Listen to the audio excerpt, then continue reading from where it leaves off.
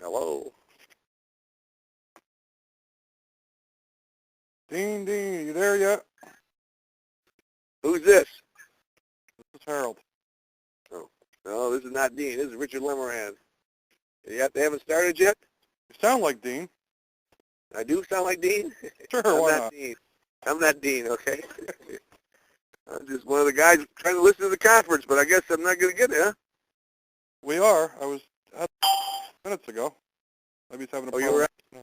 What? You had it a few minutes ago? Yes. Okay. Hello. There you are. Okay. Dean, how are you? I'm fine. The instructions were faulty, okay? But I'm on now. I'm glad to hear you. All right. We'll get started. I want to thank everybody who's taken time out of, excuse me. I'm Harold Middleman, by the way, and I want to introduce you to Dean Bradley. I want to thank everyone who's taken time out of their schedules to call in for the Quasar Aerospace conference call. In addition, I want to thank Dean as well. I expect this call to be fairly brief but informative. I also want to thank everybody for emailing in these questions. You guys certainly have done your homework on this. Dean, would you like to say a few words before we start? That's fine. I started off with this project about 3 years ago and discovered through multiple contacts a group of really wonderful manufacturing aerospace companies and engineering firms, but it took more money than I could scrounge together to pull it all together into the nucleus of a mid-sized conglomerate in the aerospace industry.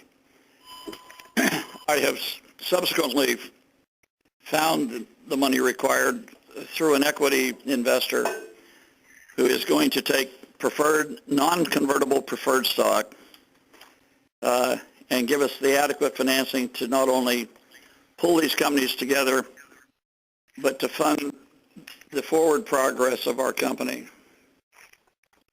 And it's an exciting thing, and as I can tell you more, I will keep everybody interested and informed. Having said that, turn, Harold.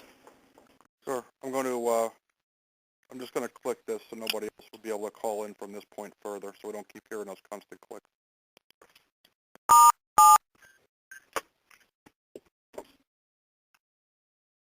All right, Dean, the first question. You stated in this press release, where you described your background and so forth, that in 2005, while you were on a charter flight from Dallas,